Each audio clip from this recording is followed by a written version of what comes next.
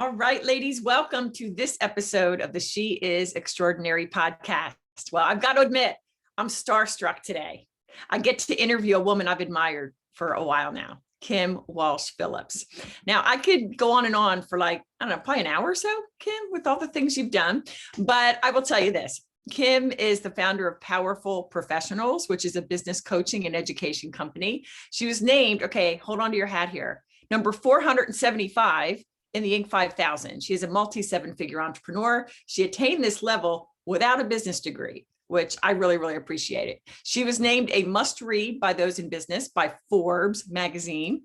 She's a best-selling author of a bunch of books. She's spoken around the world. She's coached some of the biggest brands and thought leaders. She's worked alongside the likes of Tony Robbins and Kevin O'Leary, Mr. Wonderful himself, and Gary Vaynerchuk.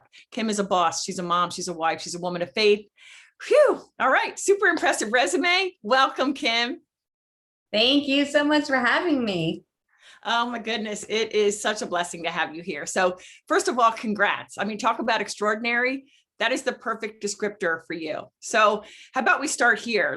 How did this empire begin? I'd love to start kind of getting to know the Kim then before you became the Kim of today. Thank you for asking. I started doing what most people do, going where I knew that a job existed, right? So I started in the PR world and eventually morphed into, I became the head of running events and marketing for our town, which was a great job. And someone came to me and she said she thought I should own my own business and she wanted to be my first client, which was great. And I started doing it evenings and weekends while I did a full-time job. Eventually, when I had enough clients, I launched my business. And I struggled in the beginning because I ran my company the way I saw everybody else doing it, which was that you needed to go out and network and do requests for proposals. And I thought that's how you get clients. It was when I actually started leaning into the gifts that I had that were given to me on purpose with a purpose, which was to speak, write, and coach, that my business took off. And I'm proud to say we were able to grow that company from struggling years ago to a multiple seven-figure firm that I sold. And then when I started my new coaching business 3 years ago, we were able to scale and land on that Inc. 5000 slot within 3 years of opening, following the same things that we found out that worked well in my first business. I love that. And we're going to talk about that in just a bit because I listened to a prior podcast episode. And so there's a couple of things I just want to bring up in that. But right now I want to read a portion of your manifesto that I found online for your Powerful Professionals brand. Ladies, you're going to love this. Okay. Powerful professionals don't make excuses. They make things happen. They don't dream it would be different. They make it different. They know they were not created to fail. They were created to thrive. They're not distracted by the latest shiny object, as so many are, right? They're focused on proven strategies that are in their sweet spot of gifts and talents. Here we go. Last one I'm going to say for now. They know that their passions are not an accident.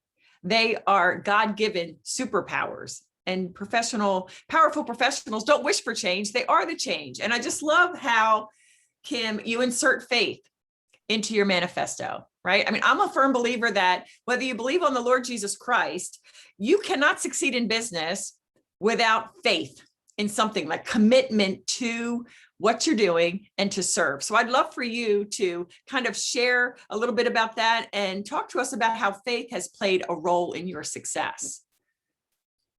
There are so many moments of uncertainty in every aspect of our life, especially for the life of an entrepreneur, where every single day we're having to try things that we don't know if they're going to work. We might even have a blueprint, but if we follow it, will we get the same results?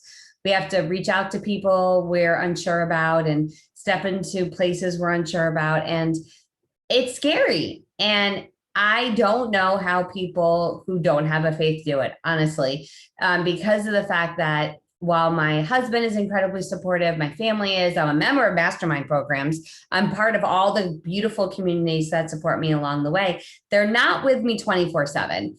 And the only thing that is my faith and my belief that God is with me all the time. And so I can lean on that and have that guiding light principle. But also I know that I have it as I call it like my North Star. When I tune into what I'm being called to do, no matter how ridiculous it seems, or how crazy pants it is, or how outside of my comfort zone it is. When I listen and I follow, amazing things have happened. And so when I can just get out of my own way and go in that way, it's been beautifully incredible when I listen to that little whisper that I'm getting and take that next step. And so why wouldn't I keep doing that? Because it's worked so well up to this point. Absolutely. Well, in my research, I alluded to earlier, I heard you talk about some down moments on your way to mega success. Two in particular stood out. One was at one point you had to hock your engagement ring to make payroll. Mm-hmm. And the other one is like you were near bankruptcy, so can you speak to that? Because there may be women listening that are in that spot and they're like ready to throw up their hands. What would you say to her? Well, when my infant daughter was born, she was colicky and I didn't know what it was at the time. She cried a lot and I wrapped her in a blanket and I put her in the pack and play and I pushed it against the refrigerator so she could sleep, and the vibration helped her to sleep. Now, this was like the first time I had taken any time off from work to have a baby. It wasn't like it was a vacation. It was very far from it, but I'd taken time off from work for her. So like I wasn't in that hustle and grind. And I went to get a letter, go through my mail as my daughter was sleeping. And the bank said, "Hey, Kim, we're taking away your business strategy. Like you've got to change the way you're doing things." What did that letter say? It said they were going to stop covering my overdraft protection. Now, I had relied upon overdraft protection in order to keep my business running, which is, even saying it now, like, what were you doing? But that's what I was doing because I was constantly in the negative. We would cash flow okay. Like I would have things okay and it would always work out okay. But there were these moments if a check was late or I didn't get a new client that our money would dip. And I was in one of those seasons because I was home with her and I wasn't hustling. And so it was one of those like incredibly dark moments of now I'm not just failing for me, I'm failing for her. And what kind of example am I going to show to my daughter that I can't make a success out of this? I can't serve people in a way that make this work. Now, it gets even a little darker because I did cry out to God that moment. And I did clearly hear, you will turn your mess into your message. So like, I knew there was purpose in that moment. So I wasn't just going to throw in the towel, but I needed to tell my husband when he came from work that day, what was happening. He also had just made a transition. We were not flush with cash. And he pulled money from his retirement to cover payroll that week. And I say that because that was a very difficult ask for me to make because I had to admit failure. And as entrepreneurs, we want everyone to think everything's okay all the time. And also I knew that he was going to question things more moving forward. And I really liked my independence. So like, I'm just saying all this because this is total transparency here. And he did, rightfully so, because cash flow wasn't going well at that point. So what did I have to do to eventually turn things around? A friend of mine gave me a book and introduced me to the world of direct response marketing. I eventually got to meet the author of that book. I ended up being able to co-author a book with him. He became a client. Like it was amazing. Okay, so let's fast forward. I then started wanting to invest in my business again. I flipped it around. We stopped being in trouble. We started being in cash flow.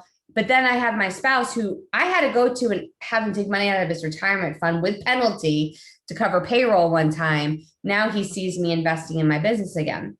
And so for those of you listening right now, you're like, I don't even know how to do that. Like, how would I be able to join a mastermind or a coaching program or buy a course when I have that partner who has seen me fail before? And I couldn't tell him that things were different. That wasn't going to make any difference, right? Words don't. I had to show him how I was different. I had to show him how the business was different. I had to give that certainty for all of his uncertainty.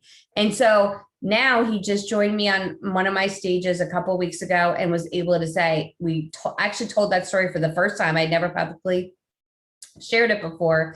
And at the end I said, like, and then you started supporting me. I didn't go to him for permission, but I did go for him for support, saying, I know I'd done this before. Here's what we're doing now. Here's my plan moving forward. Let me show you what we can do with this. And he said, yes. And since then, we've been beautiful partners in all the things.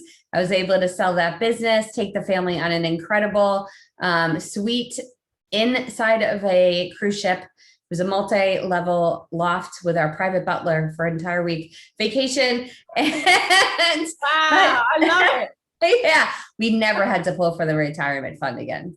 Yeah, yeah. Okay, so I just want to stay there for just one more second.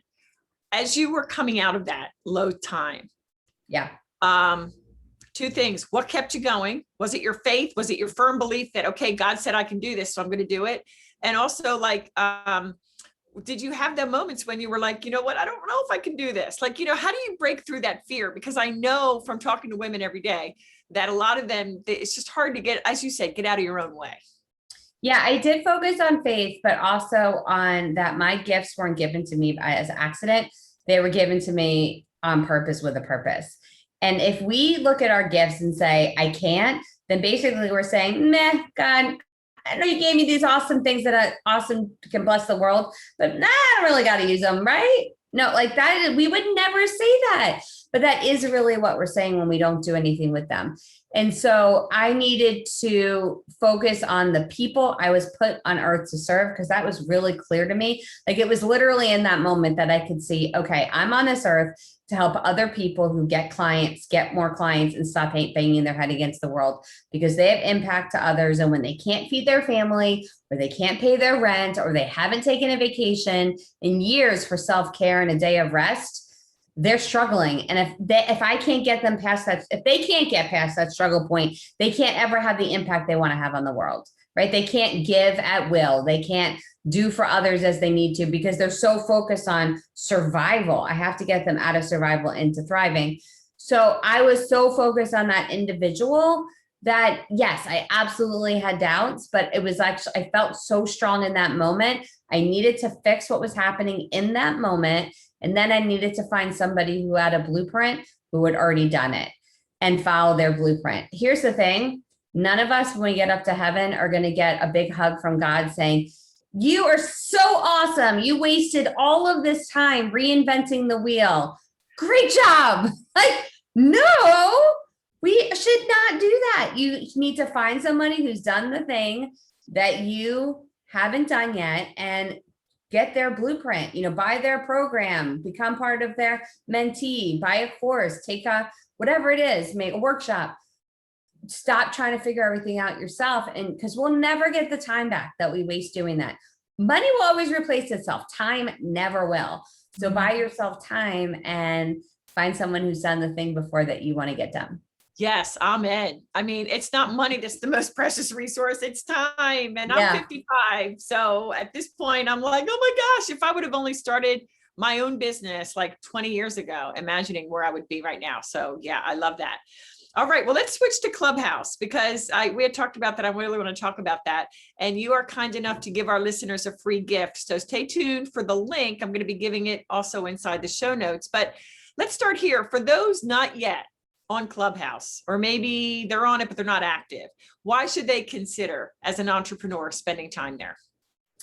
It's amazing. My best clients ever have come from either reading one of my books or listening to a podcast. And I believe that to be true, because those that seek information are our most ambitious, action-taking humans on earth.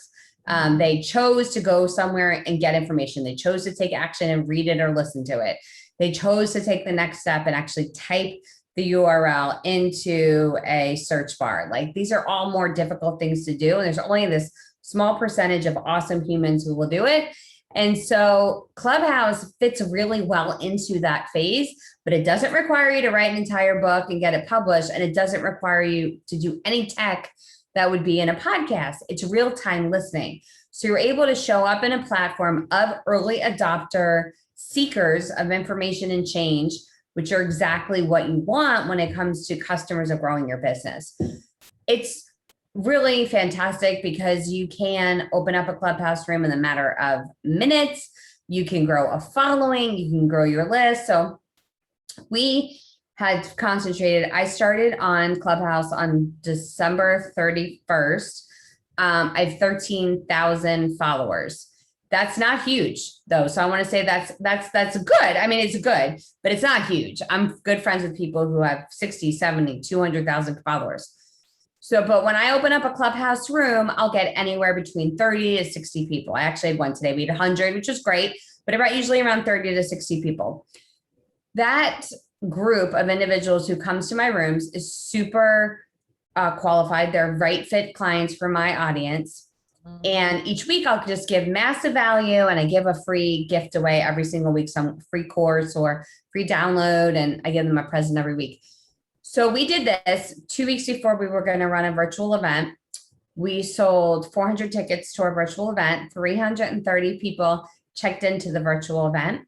There were about 200 people on when I made my offer. 63 of them joined my program. That equaled $632,000 in revenue.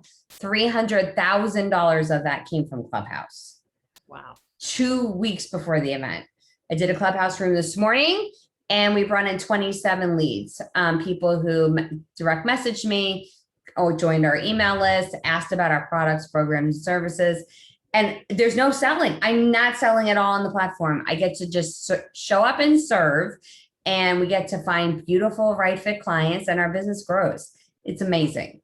That is awesome. So how about, can you give us some tips because obviously, I mean, you say 13,000 is not a lot. I guess admittedly there are some who have like tons more, but that's really an amazing accomplishment. What have you found to be some hacks? And I hate to use that. I'll take that back. How would you best recommend someone to really grow their following in an authentic way by serving, just as you've described? Mm-hmm. So you first need to get followers. You need to have really about 1,000 followers to start getting on stages more easily and opening up your own rooms and people showing up. So to get to 1K followers, you're going to look for Clubhouse rooms. First, by the way, if you've not joined yet, Clubhouse at all, when you first join, go to rooms that are like welcome for new Clubhouse. There's some really great how to get started on Clubhouse rooms. And so do that. Don't let any of that freak you out. There's rooms specifically for you that will teach you how to get started.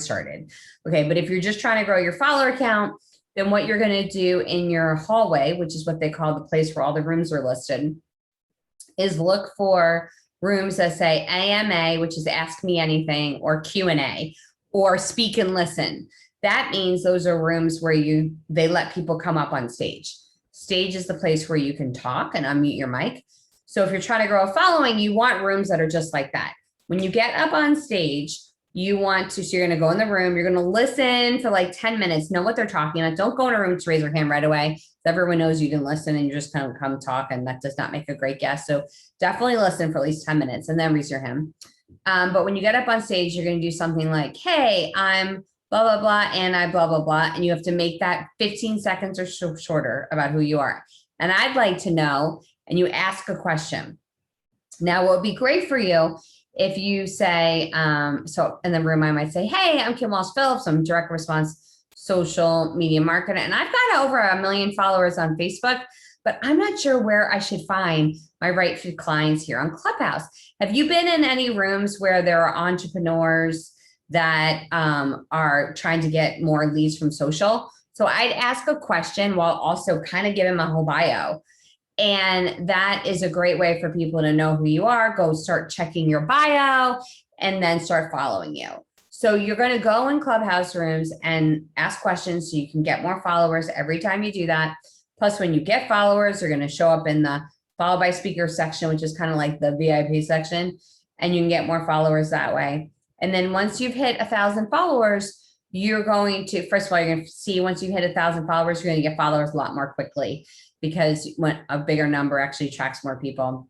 So how our brain works, it's called tribe mentality. We protect ourselves by seeking a place that other people have already gone. So don't go hating on the system. That's just how it works. Our brain was made this way. And then when you have your Clubhouse rooms, make the titles really, really, really specific. Don't do something like marketing over coffee. What are you talking about with marketing? We don't know.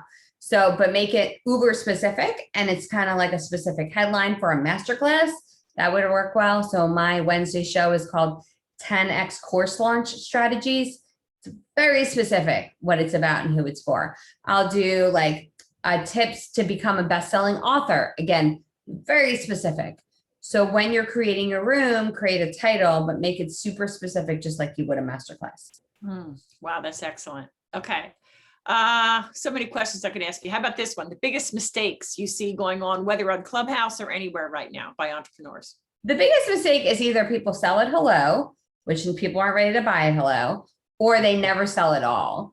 They just leave it to like, I hope they contact me. I hope I get a sale. I hope I get a client. And hope isn't a strategy. We follow a formula called mom, because mom knows best. Of course, this one right here. So M is be magnetic to your perfect prospects. So as soon as they look at your Facebook page, your Instagram page, your Clubhouse bio, they say, I know who this person is and who they serve, and I know why I should care. Right away, let them know that. That's M for magnetic. O, you want to get them to opt in. You want to give them a gift off of the platform so you can get them away from all of the distractions that are there. And then the final M is monetize. You're going to make an offer to buy from you or get on a coaching call with you. A consulting call with you right there on the thank you page for the opt-in. Wow. That is so good, Kim. Wow. All right. I can't believe our time is quickly running, but I've got one last question for you. And that is, this is called the She is Extraordinary podcast. So I would love for you to share with our listeners an extraordinary woman in your life and what makes her extraordinary. Extraordinary woman in my life would be Sabrina Truscott.